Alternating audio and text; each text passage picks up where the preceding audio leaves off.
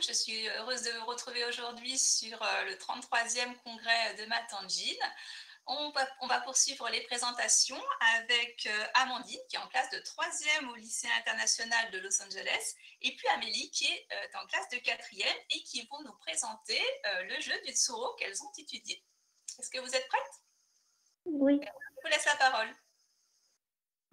Bonjour, je m'appelle Amandine et ça c'est Amélie et nous avons fait le jeu de Tsuro. Un jeu de Tsuro est composé de pièces carrées et sur chaque côté il y a 2 entrées et sorties. Toutes ces entrées et sorties doivent être reliées de Z par défaut.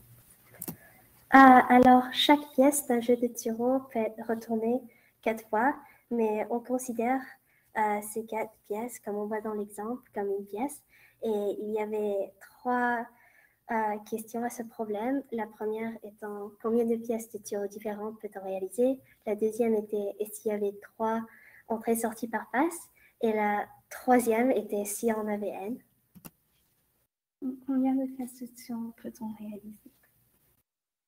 Alors, nous avons eu 3 premières idées pour résoudre ce problème. Notre première idée, c'était que si on pouvait changer les formes des lignes sur la pièce de l'exemple, il est possible d'avoir un nombre infini de solutions. Alors, si on disait que une ligne qui est un peu courbe et une autre qui n'est pas aussi courbe, et ça, c'est pas les mêmes lignes, même si tout le reste de la pièce à les mêmes lignes, alors c'est des lignes différentes. On pourrait avoir un nombre infini de pièces, mais on pensait que c'était probablement pas la solution, car pour les 2 autres questions, la réponse serait la même. Notre deuxième idée, c'était que si on devait garder les formes des lignes sur la pièce de l'exemple, donc ça c'est ici les pièces de l'exemple, les lignes sont 2 quarts de cercle, une ligne droite et un demi-cercle. Si on devait garder ces lignes, mais on pouvait par exemple enlever un quart de cercle ou ajouter un demi-cercle, on réussirait à avoir 12 différentes pièces. Et notre troisième idée, c'était que si on pouvait seulement changer l'orientation de la pièce dans l'exemple, on pourrait seulement avoir 4 pièces, donc cela. Mais on ne pensait pas que ça, c'était la solution non plus. Donc, notre première recherche, nous avons décidé que les pièces ne sont pas différentes par la forme de leur ligne, mais les intersections et quelles entrées-sorties ils sont reliées. Donc, ces 2 pièces-là sont les mêmes. Et nous avons trouvé en total 35 pièces pour la première question. Donc, il y a 2 entrées-sorties par place. Alors, voici quelques de nos pièces. Alors, nous avons classé nos pièces dans 4 différents groupes. Ici, dans la première ligne, nous avons les pièces qui ne changent jamais quand on les retourne. Et donc, elles ont une version. Ici, dans la deuxième ligne, il y a les pièces qui changent 2 fois quand on les retourne. Donc, il y a 2 versions. Et ici, dans la troisième et quatrième ligne, c'est les pièces qui changent 4 fois quand on les retourne. Donc, elles ont 4 versions. Et ici, on a classé les pièces qui ont 4 versions ensemble, mais qui ont une similarité car elles ont tous un demi-cercle. Et comment avons-nous trouvé ces pièces? Nous avons utilisé une tableur et on a écrit toutes les combinaisons possibles d'entrée-sortie qui pouvaient être reliées. Dans cette capture d'écran d'une partie du tableur, les 1 et 2 sont reliés ensemble à chaque fois. Les couleurs représentent que les 2 premières combinaisons ne changent pas sur cette ligne. Et les groupes de combinaisons qui sont en gris sont celles qui étaient identiques à ce qu'on avait déjà trouvé. Oui, alors, tu peux. Ça, c'est les numéros des entrées-sorties. Oui, Anna. Alors, ça, c'est 1, 2, 3, 4, 5, 6, 7, 8. Et ici, les pièces identiques, on peut voir que celle-là est identique à celle-là et celle-là est identique à celle-là. Alors, après avoir créé toutes ces combinaisons, nous avons dessiné toutes les pièces sur un logiciel nommé GeoGebra. Par contre, nous avons remarqué qu'il y avait des pièces qui étaient identiques, car quand elles étaient retournées, elles avaient des différentes combinaisons de données, mais si on les retournait, on pouvait arriver à la même pièce. Alors, par exemple, ces deux pièces sont identiques, mais elles sont retournées, et on peut voir que même si ces deux pièces sont égales, leurs combinaisons sont différentes. Et ça, c'est car si on dit que ça, c'est le point 3, ici, le point 3 est relié au point 4 et ici, il est relié au point 6. Donc, ça, c'est pourquoi les intersections sont différentes. Et après avoir aperçu qu'il y avait des pièces qui étaient identiques, on devait les éliminer une par une. Alors, sur un document, nous avons écrit toutes les pièces qui étaient identiques et nous avons aussi trouvé que les pièces qui ont 4 versions, donc qui changent 4 fois quand on les retourne, avaient 4 pièces identiques et celles qui changent 2 fois, on avait 2.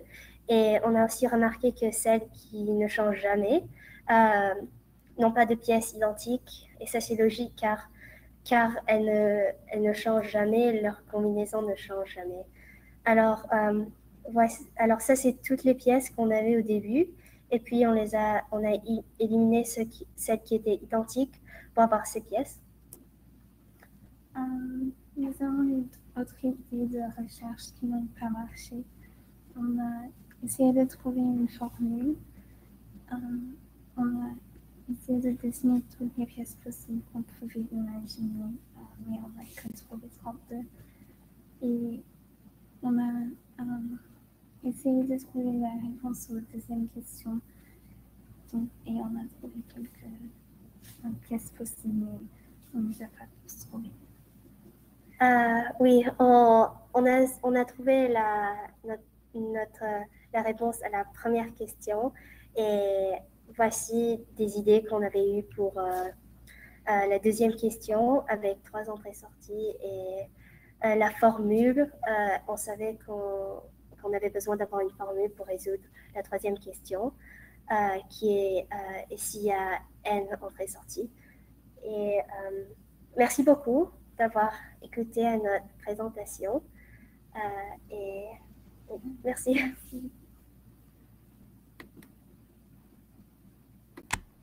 Merci beaucoup pour votre présentation. Alors, j'ai quelques questions à vous poser. Quand vous avez commencé votre recherche, comment vous avez commencé pour trouver ces... Alors, au début, vous avez dit 12, puis 35. Qu'est-ce que vous avez fait concrètement pour arriver à ce résultat? Vous avez construit vos pièces? Alors, en premier, on a commencé avec des idées, puis on a essayé de construire les pièces, puis on a essayé de trouver la formule. Et après qu'on a aperçu que ça n'a pas marché, on est retourné à construire les pièces. Alors, quand on les avait construites manuellement, on en avait trouvé seulement 32 et on pensait qu'on pouvait en trouver même plus. Alors ça, c'est pourquoi on a essayé la méthode avec les combinaisons et puis convertir ces combinaisons en pièces. D'accord. C'est pour ça que vous avez numéroté, c'est ça, sur vos différentes sorties, vous les avez numérotées pour ne pas en oublier. Et comment être sûr de ne pas en oublier? Parce que justement, quand vous en aviez au début 32 et vous en aviez oublié, comment maintenant vous êtes sûr que les 35, il n'y en avait pas plus à la base? Enfin, même avant les 35, en fait. Dans votre dans votre schéma de gauche, comment être sûr que vous n'en avez pas oublié? Est-ce que je peux présenter? Bien sûr, tu peux nous remontrer ta présentation, une partie de ce qu'on a vu tout à l'heure, si tu veux nous expliquer. Alors, sur notre tableur, ça, la capture d'écran qu'on avait montrée, c'est pas les seuls c'est pas les seules combinaisons qu'on a créées. Alors, chaque fois, dans ces groupes, on a les combinaisons où l'entrée-sortie 1 est connectée à l'entrée-sortie 3. Et ici, on change à 4. Alors, chaque fois, il y a un connecté à 2, un connecté à 3, un connecté à 4, un connecté à 5, puis un connecté à 6, puis à 7, et finalement à 8. Et donc ça chaque fois, 8 possibilités, d'accord. et chaque fois, pardon. Vas-y, continue. Alors, chaque fois, car ici, par exemple, l'entrée-sortie 1 et 3, elles étaient déjà prises. Alors, on a connecté l'entrée-sortie 2 et 4, puis 2 et 5, puis 2 et 6, puis 2 et 7, et puis 2 et 8. Et après,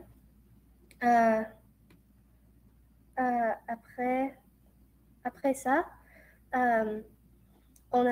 alors ici, il y avait 1 et 3 connectés, 2 et 6 connectés. Après, on a fait 4 et 5, puis 7 avec 8. Et après, car on a gardé ces mêmes connexions, alors après, on a inversé le 5 et le 7, ici pour que 4 soit connecté à 7 et 5 soit connecté à 8.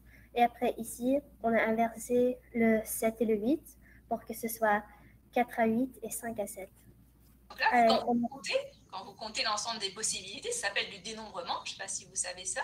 Quelles autres façons? Donc là, vous avez utilisé un tableau. Comment on peut les présenter autrement, les dénombrements, quand on compte les choses? Est-ce qu'il y a d'autres moyens de représenter?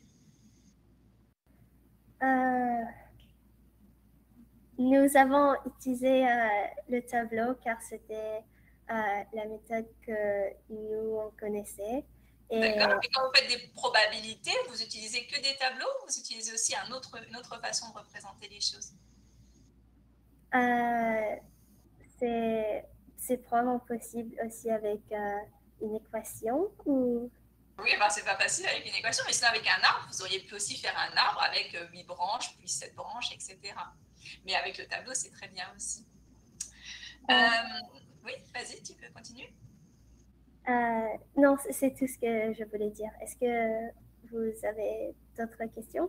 Oui, alors dans votre recherche, qu'est-ce qui vous a plu finalement de rechercher ensemble, le fait de ne pas savoir à la base comment commencer, enfin, qu'est-ce qui vous a plu dans cette recherche de Matanji?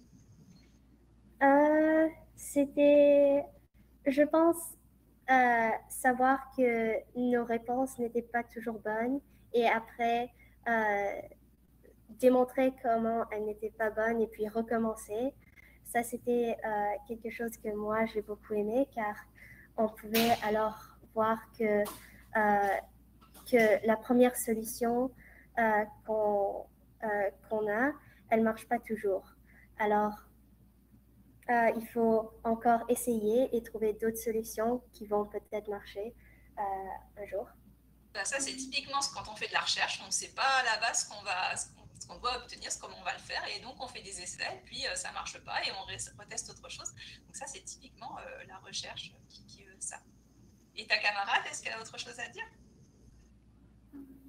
J'aime faire la recherche et essayer de trouver la réponse. On ne t'entend pas bien, je suis désolée.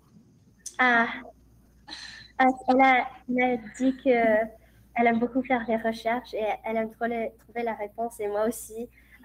Je pense qu'on était toutes les deux contentes qu'on a finalement trouvé notre réponse à la question 1 après toutes ces recherches qu'on a fait pendant l'année scolaire.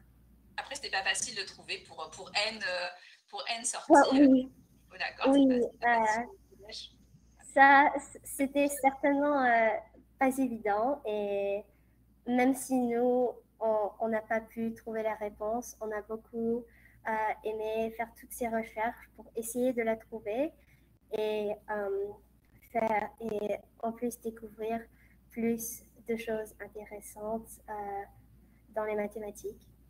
Voilà, et peut-être que ça vous donnera l'idée aussi de rechercher comment sont construits d'autres jeux autres que le Tsuro qui sont vendus dans le commerce. Oui, oui. Je vous remercie beaucoup et puis on va passer à la suite avec, je crois, Florence qui présente le prochain exposé. À tout à l'heure. Merci beaucoup.